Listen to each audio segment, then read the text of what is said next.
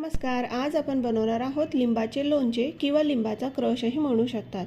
त्यासाठी 9 ते 10 पातळ सालीची लिंब आपल्याला घ्यायची आहे. ती छान धुवून घ्यायची, कापून घ्यायची. त्यातल्या ज्या बिया आहेत त्या आपल्याला साईडला काढून घ्यायच्या आहेत. मग आलं आपल्याला किसून घ्यायचं आहे वरचं साल काढून आणि हे लिंब आपल्याला मिक्सरमधून क्रश करून घ्यायचे आहेत. आता जेवढा तुमचा क्रश आहे त्याच्या अर्धी साखर आणि अर्धा गूळ आपल्याला घ्यायचा आहे.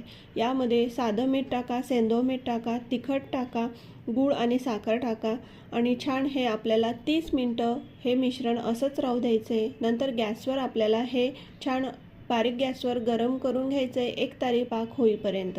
नंतर हे थंड करायचं आहे आणि आपण याला काचेच्या बरणीमध्ये स्टोअर करून ठेवू शकतो.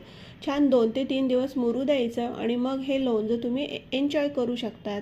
तर हे तुम्ही बाहेरही ठेवू शकता, त्याला फ्रीजमध्ये ठेवायची गरज नाही. महिना 2 महिना छान हे टिकतं.